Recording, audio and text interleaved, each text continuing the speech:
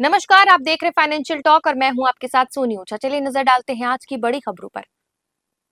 बुधवार 10 सितंबर को सेंसेक्स 324 अंक चढ़कर 51,425 पर और निफ्टी 105 अंक बढ़कर 24,973 पर बंद हुआ। सेंसेक्स के 30 में से 17 शेयरों में तेजी रही। पीईआर 4.5% चढ़ा। एचसीएल टेक समेत 8 शेयरों में 1% से ज्यादा उछाल आया। महिंद्रा, मारुति और टाटा मोटर्स 2.5% गिरे। आईटी, पीएसयू, बैंक और रियलिटी इंडेक्स में 2% तेजी, जबकि ऑटो और मीडिया में गिरावट रही। 10 सितंबर को सोने चांदी के भाव में गिरावट दर्ज की गई। आईबीजे के अनुसार सोना 66 रुपए घटकर 1,09,409 रुपए प्रति 10 ग्राम पहुंच गया, जबकि पहले ये 1,09,075 रुपए था। चांदी की कीमत 626 रुपए गिरकर 1,24,144 रुपए प्रति किलो हो गई, जो पहले 1,24,770 रुपए थी। बाजार में यह गिरावट वैश्विक संकेतों के चलते देखी जा रही है। ग्लोबल रेटिंग एजेंसी फिच ने भारत की एफवाई 2025-26 जीडीपी ग्रोथ का अनुमान 6.5% से बढ़ाकर 6.9% किया है।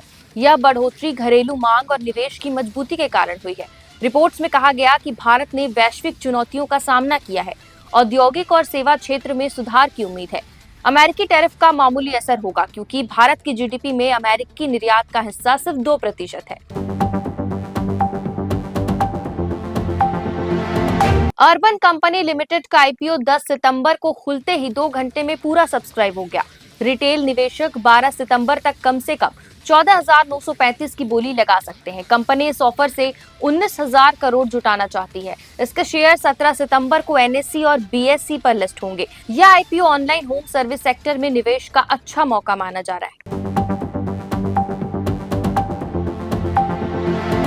रायबरेली में प्रजापति समाज सम्मेलन में राहुल गांधी ने भाजपा और आरएसएस पर निशाना साधा। कहा कि वे ओबीसी, दलित और आदिवासियों को आगे बढ़ते नहीं देखना चाहते।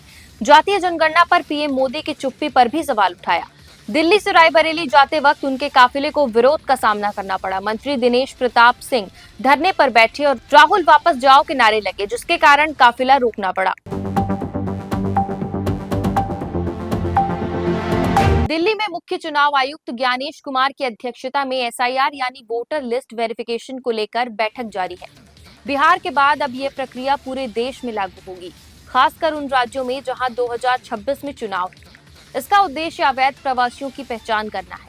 आयोग ने आधार कार्ड को 12वें पहचान दस्तावेज के रूप में मान्यता दे दी है। सुप्रीम कोर्ट ने के हालिया आदेश के बाद से यह फैसला लिया गया। नेपाल में भ्रष्टाचार और सोशल मीडिया बैन के खिलाफ प्रदर्शन तीसरे दिन भी जारी रहा।